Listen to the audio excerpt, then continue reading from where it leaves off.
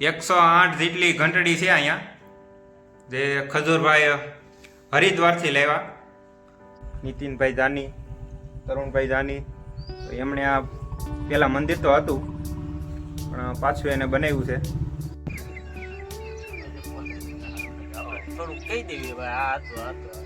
ત્યારે દાન બાપુએ ગાયો માટે આ વાવ બનાવી હતી, તો આ વાવ છે.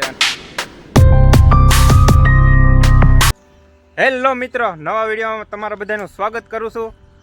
તો બધાને જય માતાજી, જય શ્રી રામ અને હર હર મહાદેવ. અને આજ આપણે આવી ગયા છીએ આજસંગી હનુમાનજી મહારાજના દર્શન કરવા, જે ખજૂરભાઈ મંદિર બનાવેલું છે ત્યાં આપણે દર્શન કરવા આવી ગયા છીએ. વિડીયોમાં કન્ટિન્યુ બન્યા રહેજો. અને મિત્રો, તો પહેલાં આપણે હનુમાનજી મહારાજના દર્શન કરશું. અને આ બધા મિત્રો હારે આવ્યા છે, સુનિલભાઈ ને કલ્પેશભાઈ ને, અને તમે ઓળખતા જશો. મને તો ઓળખે છે. તો આપણે હવે પહેલા હનુમાનજી મહારાજના દર્શન કરી, કન્ટિન્યુ બન્યા રહીજો.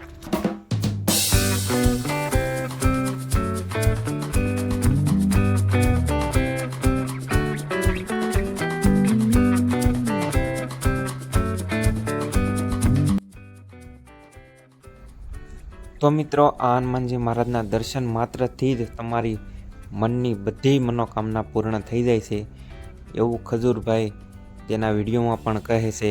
તો આજે હું તમને દર્શન કરાવું આ હનુમાનજી મહારાજના. તો ફાઇનલી મિત્રો, આપણે હનુમાનજી મહારાજના દર્શન કરી લીધા છે અને તમને પણ દર્શન કરાવી દઉં હવે હનુમાનજી મહારાજના. અને આ જગ્યાનું શું રહસ્ય છે એ તમને આગળ વિડીયોમાં કહું, તો કન્ટિન્યુ બન્યા રહેજો વિડીયોમાં.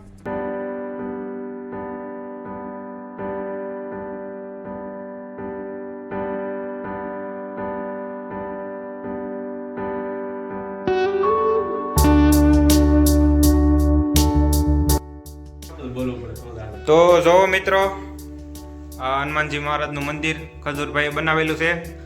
અને 108 જેટલી ઘંટડી છે અહીંયા, જે ખજૂરભાઈ હરિદ્વારથી લાવ્યા. ને ભાઈ અંદર પણ કેમેરો છે અહીંયા. ને તો આ રીતનું કંઈક મંદિર છે, દર્શન કરી લેજો હનુમાનજી મહારાજના. તો ફાઇનલી મિત્રો, આપણે હનુમાનજી મહારાજના દર્શન કરી લીધા. ને જો ભાઈ, અહીંયા ખજૂરભાઈનું નામ લખેલું છે, નીતિનભાઈ જાની, તરુણભાઈ જાની. તો એમણે આ પુનઃ પ્રાણ પ્રતિષ્ઠા કરી છે મંદિરની. પહેલાં મંદિર તો હતું પણ પાછું એને બનાવ્યું છે. આ બાજુ છે હનુમાન ચાલીસા લખેલી. અને મિત્રો, આપણે દર્શન કરી લીધા. અને હવે તમને હું અહીંથી જે નજારો છે ગીરનો, એ હું તમને બતાવું નજારો.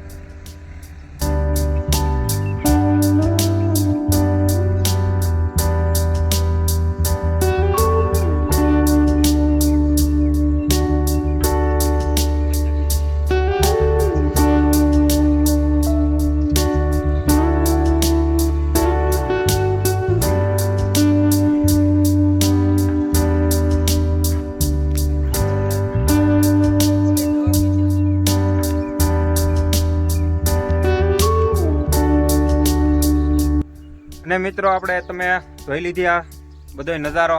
અને ભાઈ, આ ભાઈ અહીંયા બેસી ગયા છે. આ બધા અહીંયા ભાઈ એસી ટૂંકી પડે એવો પવન આવે છે. સુકૂન કાંઈ ઘટે નહીં ભાઈ. ને ભાઈ, આ ભાઈ તો આ ગામના જ છે.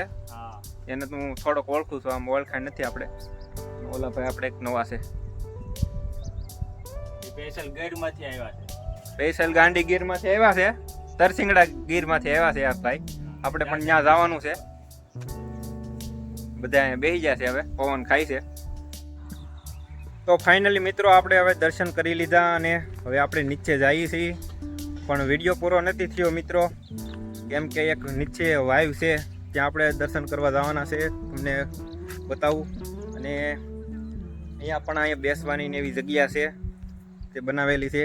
અને મિત્રો, આ ખજૂરભાઈએ બનાવેલું મંદિર છે. અને 2023માં જ બનાવેલું છે, હમણાં જ બનાવેલું છે, ગયા વર્ષમાં. ને આ મંદિરની પહેલાં અહીંયા જૂનું મંદિર હતું, તે પડી ગયું હતું હનુમાનજી મહારાજનું. અને એવું કહેવાય છે કે જે સલાળા દાન બાપુ છે, તેમણે આ મંદિર પહેલાં બનાવ્યું હતું, સ્થાપના કરી હતી હનુમાનજી મહારાજનું. અને તે મંદિર કંઈક પડી ગયું. અને પછી ખજૂરભાઈને પરસો દીધો હનુમાનજી મહારાજે. અને ખજૂરભાઈએ આ મંદિર પાછું બનાવ્યું નવું. તો આવી રીતની જગ્યા છે કંઈક. ને હવે આપણે નીચે જવાનું છે, તે આપણે વાવ જોવા જવાની છે ને કંઈક ચમત્કારી વાવ છે.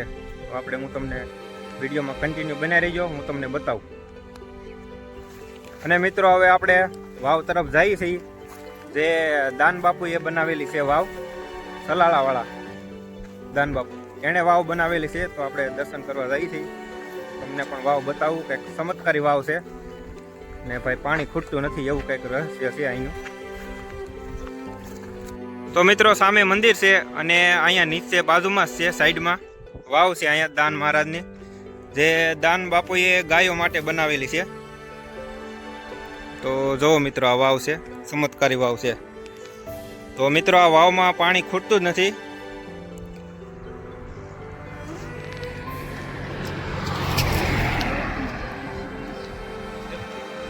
અને મિત્રો અહીંયા કંઈક તકતી લગાડેલી છે, પણ થોડાક અક્ષર ભૂસાઈ ગયા છે. જે દાન બાપુનો વીરડો કહેવાય, આ વાવ પણ કહેવાય અને વીરડો પણ કહેવાય. તો મિત્રો આ દાન બાપુએ ગાળેલો વીવડો છે.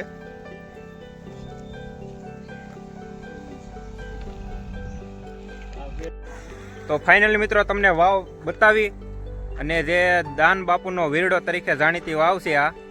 અને મિત્રો દાન બાપુએ એના હાથે જ બનાવી, કે જ્યાં દુષ્કાળ જેવું હતું ત્યારે દાન બાપુએ ગાયો માટે આ વાવ બનાવી હતી. તો આ વાવ છે અને કંઈક ચમત્કારી વાવ છે. તો અહીંથી જે કોઈને ચામડીના રોગ હોય, ધાધર હોય, તો અહીંથી બધા પાણી લઈ જાય.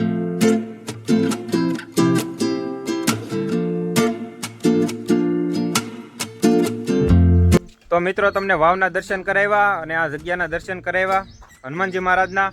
અને તમારે કોઈ મિત્રોને આ જગ્યાએ આવવું હોય તો હું તમને એડ્રેસ આપી દઉં.